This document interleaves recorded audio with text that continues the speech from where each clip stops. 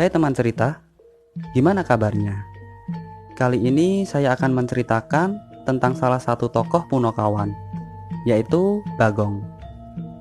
Ki Lurah Bagong atau akrab dipanggil Bagong, merupakan salah satu tokoh Punokawan yang paling buncrit alias paling muda sesuai kisah pewayangan Jawa, di mana Bagong merupakan anak angkat Semar yang paling bungsu.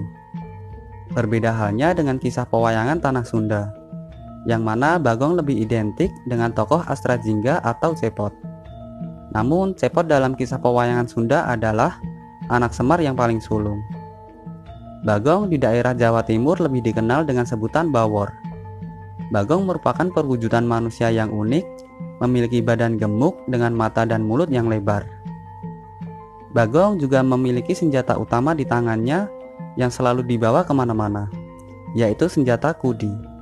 Kudi merupakan senjata yang bisa membelah dan memotong benda keras, di mana senjata ini memiliki satu sisi yang tajam dan bentuknya melengkung seperti celurit, namun bagian pangkalnya besar.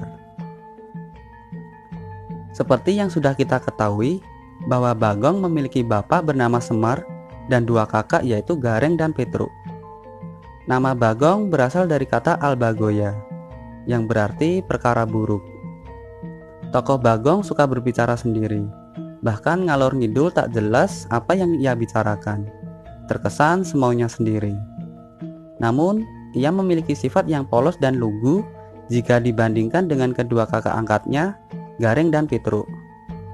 Tapi sayangnya ia suka jambal alias kurang tata krama terhadap orang yang lebih tua darinya. Tapi majikannya tetap bisa memaklumi.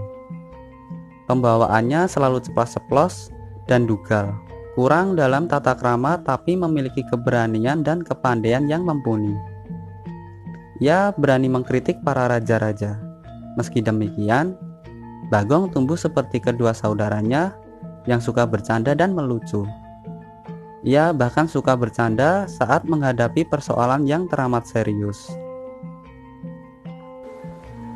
Cerita singkat Bagong.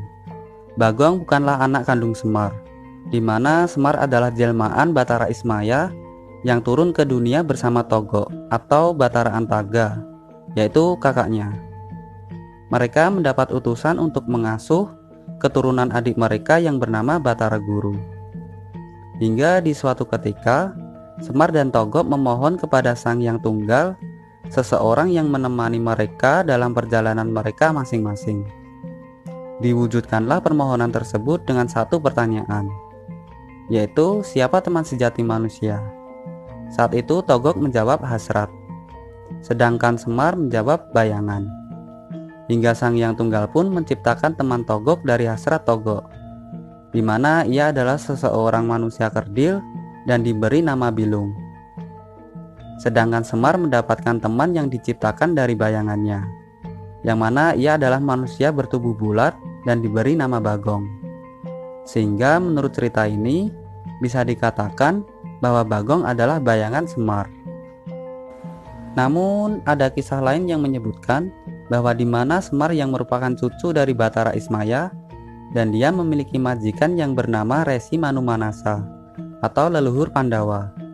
Saat itu Resi Manumanasa telah mencapai moksa. Semar pun merasa kesepian dan meminta kepada Resi Manumanasa seorang teman. Manumanasa pun mengatakan bahwa teman paling setia adalah bayangan kita. Sehingga bayangan Semar pun dijadikan seorang manusia dan diberi nama Bagong. Walaupun Bagong sebenarnya merupakan anak pertama Semar, ia sering dijadikan anak bungsu. Salah kaprah ini disebabkan oleh sifat Bagong yang kekanak-kanakan. Dari dua kisah berbeda tersebut, bisa disimpulkan bahwa Bagong bukanlah anak kandung Semar, melainkan bayangannya Semar. Walaupun berbeda cerita dan alur, tapi bisa dikatakan bahwa asal-usul Bagong sama, yaitu sama-sama diciptakan dari bayangannya Semar. Jadi tokoh Bagong atau Bawor hadir di dunia bukan dilahirkan, melainkan diciptakan. Tokoh Bagong dalam cerita Punokawan digambarkan sebagai manusia yang sesungguhnya.